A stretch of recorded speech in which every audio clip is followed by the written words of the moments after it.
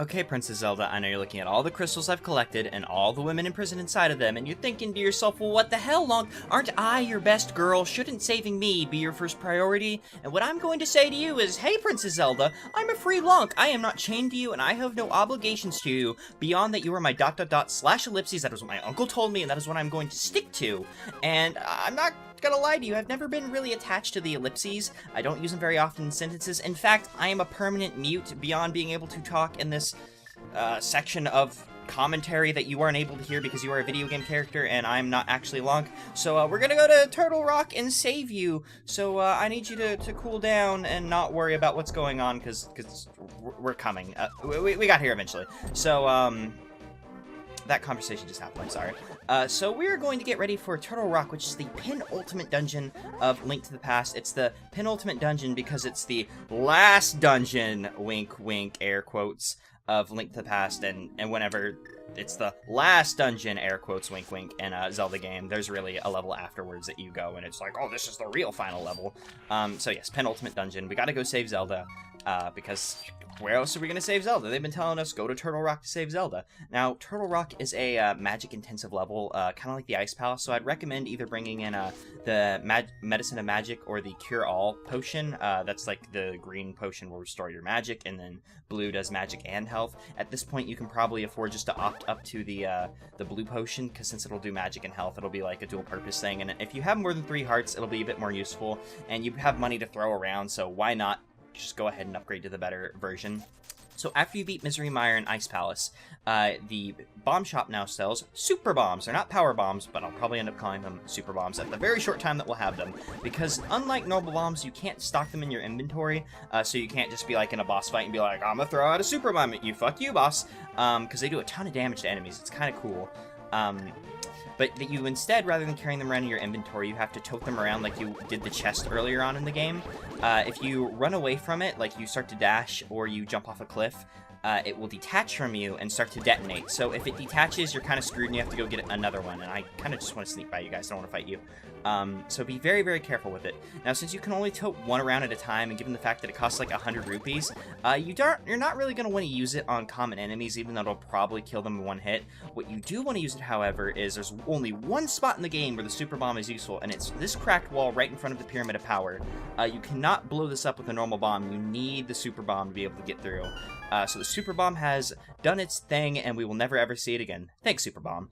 So it lets you get to this mysterious pond, which, like the other one, will allow us to upgrade whatever we throw into it. What you want to throw into this one, however, is your bow and arrow and your sword. So you do it, a fairy comes out, and she's going to be like, hey, these upgrades are awesome. In fact, you need these silver arrows if you're going to even stand a chance at beating Ganon. So thanks a lot, Miss Fairy. And she also was like, Ganon cursed me. I know I don't have the figure of a fairy, but go kick his ass. And girl, we will beat him into oblivion just for you, because nobody screws with our fairies. Because you're our friends and you upgrade our items, and that's very, very useful. Your arrows become the silver arrows, which are the most powerful weapon in the game, or item, weapon, whatever you want to call them, in the game. It kills most enemies, well, it kills all enemies in one hit if it actually can injure them, and it even kills some bosses in one hit, so it's pretty nice. And she will upgrade your sword up 1 level, which for us, since we already had the level 3 sword, upgraded it to the level 4 sword, which is the fully upgraded sword, the golden sword. I'm not a big fan of the color. It matches our hat, so that's nice. But, you know, whatever. We are now going to have to go ahead and go find Turtle Rock, which is actually, to be able to get to it, we're going to need to go to the top of Light World Death Mountain. Before you go to Turtle Rock, you are going to need your Ice Rod, which you get from the cave by Lake Hylia in the Light World, and you are going to need Quake Magic, which you get from the Dark World version of the entrance to Zoro's domain. You're going to need those to be able to beat / enter Turtle's Rock, so make sure you have those before you head off to it. So I will see you guys when we're on the top of Death Mountain. So you specifically want to come back to the Tower of Hera. This is just the general area you want to go, because you want to head off to the right. You can come over here pretty much anytime after you get the magical mallet, but it's really not worth it until you're ready to go to Turtle Rock, because this is the area that will lead you to Turtle Rock. And I've always been a big fan of the kind of, like, showing you what's below the mountain range effect. It looks really neat in my opinion, and I'm a big fan of some of the Super Nintendo effects that they show off, especially since I grew up with an NES, so, like, the first time I saw some of this stuff, it was, like, mind-blowing. It was like, whoa, that's insane that you can do that in video games. So it was very cool for me, and it made me happy. And also you notice that I needed a ferry, because I died to boulders on my way up Death Mountain, so that's a pretty good sign that we're already getting killed by boulders.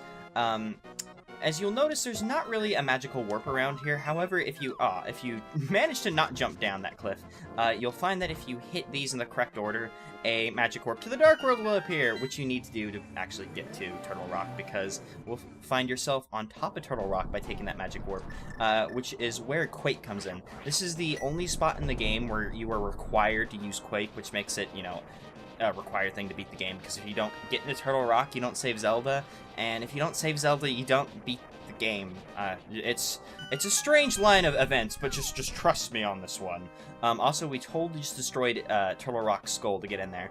You guys probably noticed, but in the Light World, there was a heart piece over there, and you'll notice that there's a kind of a stairway over there that will take us into caves. There was no way over there in the Light World, but if we explore around in the Dark World, we're sure to find a way, and then we can just, you know, warp on into the Light World, and it'll be really cool, and we'll be feel proud of ourselves. Ether Magic's neat, because if there's invisible floorways, it makes it visible, which is much more reliable than using the Canis Maria, because the Canis Maria is it's kinda suck in this game. It's much better in Oracle of Ages. Now, you'll notice that there's a chest to the left of me. There's actually a bunch of chests over there, but they're all filled with money, so it's nothing all that valuable to me. Seeing as we have, like, infinite monies. Well, we don't have infinite monies, but we're good on the monies forever, so we don't need to worry about it, and I'll take a heal. I would prefer normal fairies, but, you know, a full heal is always nice. Also because we rarely ever use the actual fairy fountains, and I think we're actually totally full on fairies, so there's not much point to it. And another wall, we might as well just go ahead and blow it up. Oh, speaking of walls, that wall to the right that didn't blow up, I guess it's not supposed to blow up because we threw a bomb in it. And oh, fairies, and I'm pretty sure we're full up on fairies. Yep, full up on fairies indeed, so we have no need for you guys. So seeing as there's light pouring out, I'm going to assume that this is going to take us out of the cave.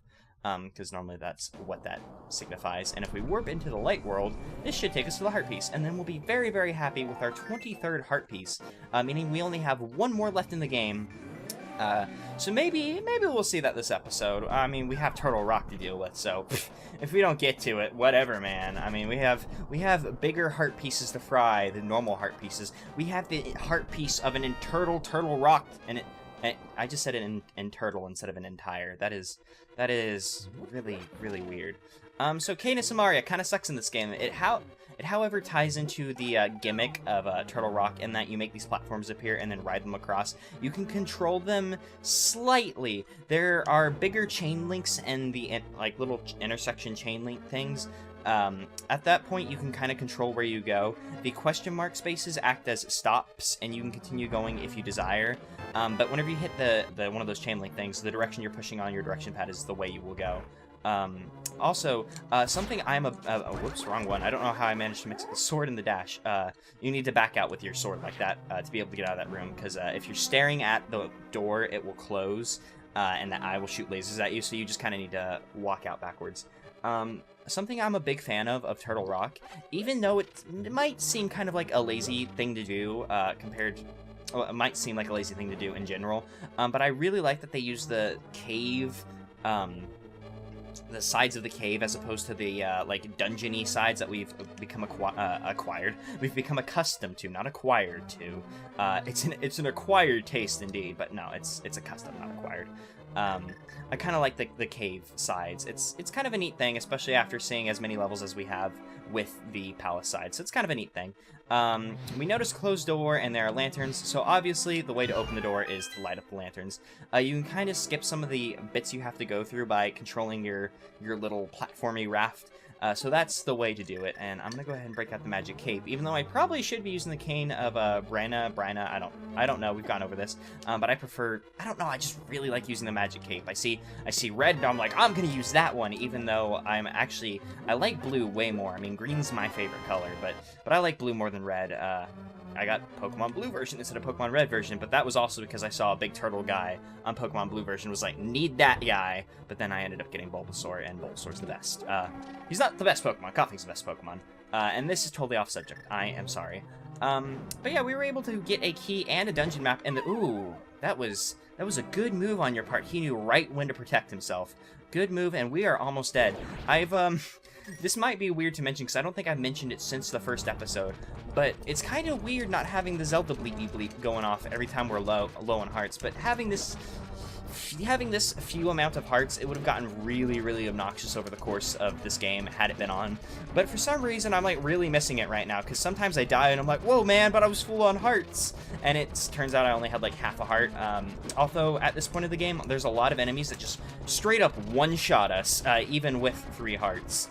It's kind of scary, although our blue mail does help us a little bit because it gives us a bit of a defense. So it's, you know, nice. And if I remember correctly, this room that I'm waiting to open up that, I was waiting for all those tiles to fly so we could get by. There's not really anything useful in here. There's a fairy. Well, not anything useful, air quotes. A lot of air quotes going on this episode. Like in the long run, but there's like, you know, nice little fairy. And actually, I'm gonna pull in your guys' tongues because I bet you do something.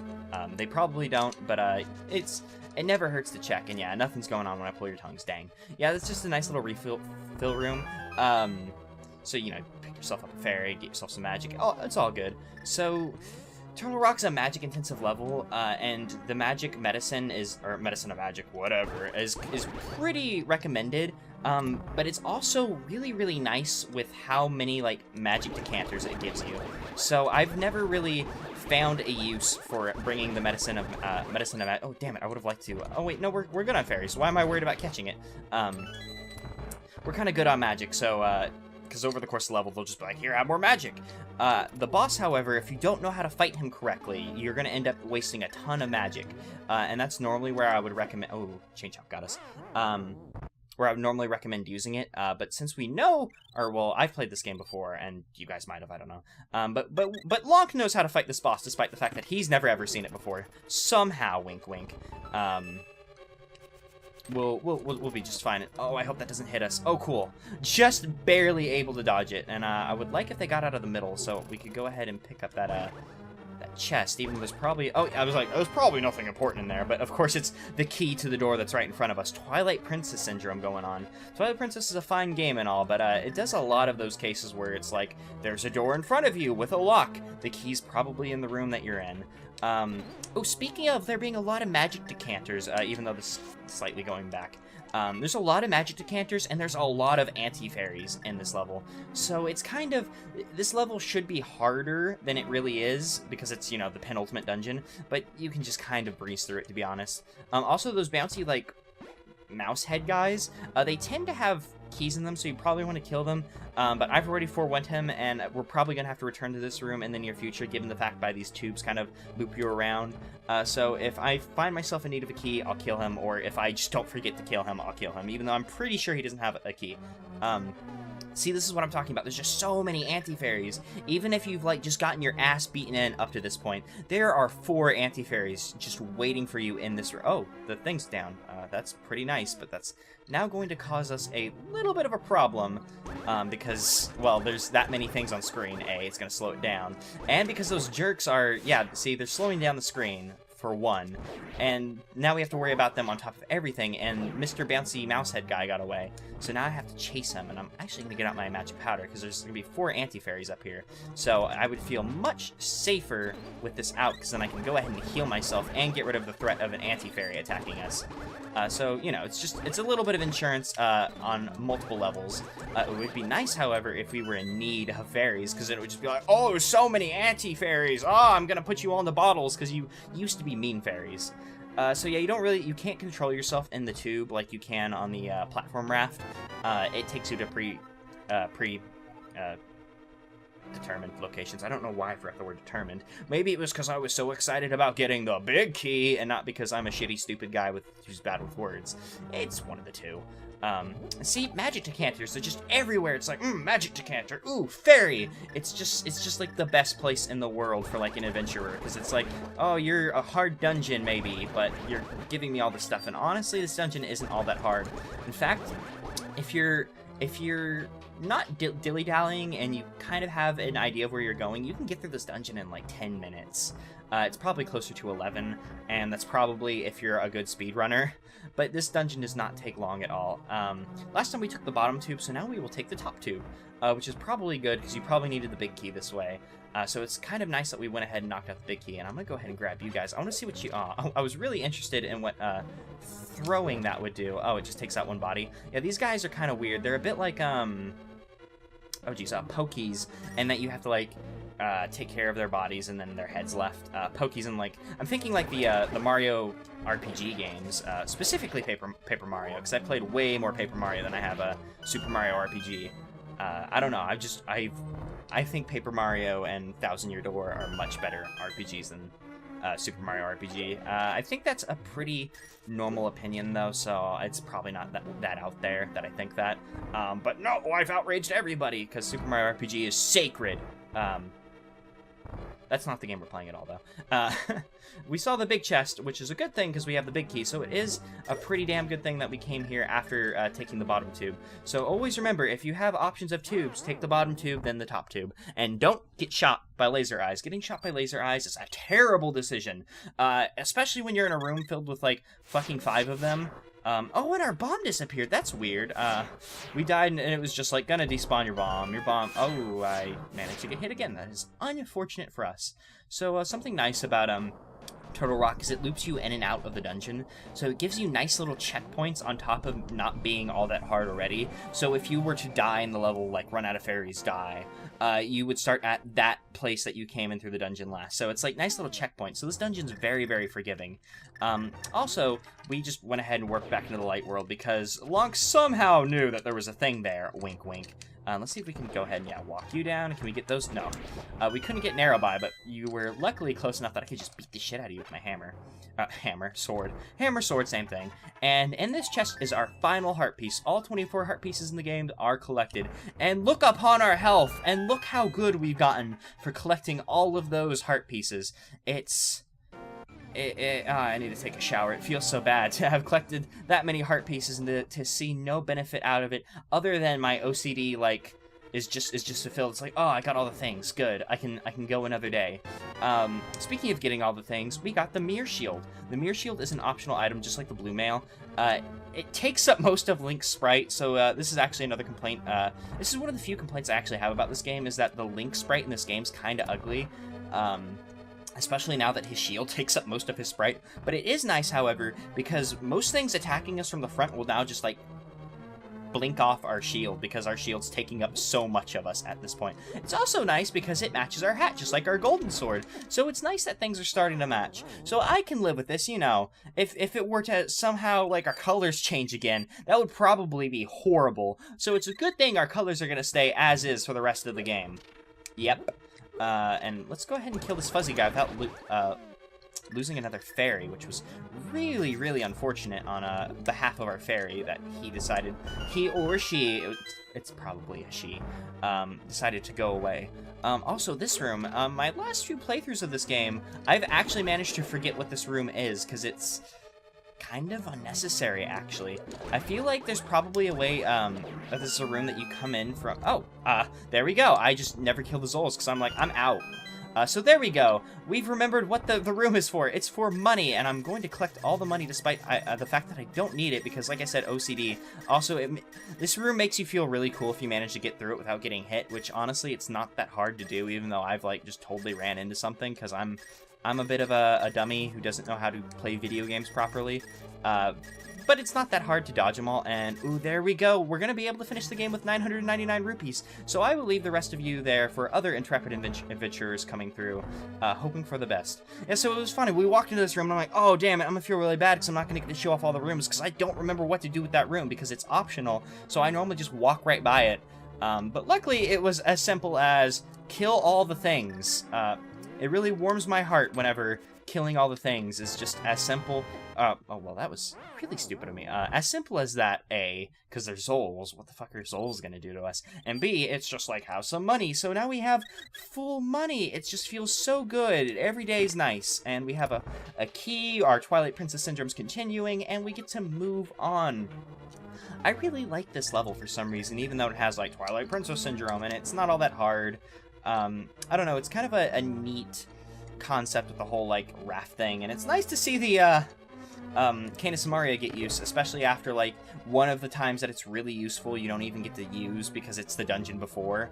You would get the Canis Maria, so you don't really get to see the benefit unless you're doing it out of order, and I'm just gonna go ahead and... Oh, I hit the button, but nothing happened. Dang, that sucks. I really hate when that happens. But it's fine. We just took one hit, so it's not like the end of the world. You can use items on the raft, so you could, like, totally, like, magic cape and be safe from those things. But we don't have infinite magic. This isn't Majora's Mask. We haven't drank Chateau de Romani, so we're not an infinite magic-y person. We're only a person with a finite amount of magic, and I'm gonna go ahead and put a bomb here, and I'm gonna hit you, and I'm gonna hope you don't bounce me back to my bomb. And do you guys remember in the Palace of Darkness how long it took to kill one of those things, hitting it with our sword directly? We now two-shot it. That's how awesome the golden sword is. Like, I totally prefer the look of the tempered sword, but come on, we just two-shot one of the red beetle hard hat beetles. I was like, oh fuck, what's that thing's name? Because I was trying to remember the Bari's name, because it's actually been a while since I've recorded. Embarrassing to admit, I know. And let's go ahead and fill up our fairies, because we're unfortunately missing 3, and there's 2 in here, so, you know, whatever. It's nice to get a fill up, though. One of those bottles could be filled with magic potion, and we would have been stuck with 3, and then we would have been shit out of luck had we died again. Although that's a few hypotheticals stacked on top of each other. So we're not even going to worry about it. So this was a pretty nice place to come, because now we have another checkpoint. If we were to die, we would start coming through this entrance, and if we die, we can come and get 2 more fairies. So it's really, really nice. A very good pit stop indeed. So now that we have the shield in front of us, whenever it shoots, it's not going to hurt us. Our shield is that big that as long as we're looking at it from the front, it can't hurt us. However, we don't have so much luck going backwards, and when you hold your sword out, your shield is no longer in front of you. It is to the side of you, so you can't just do that. So that's what you would do if you were smart, because I totally forgot where the shield went. I was like, I don't know how to do this, because I'm a big stupid baby.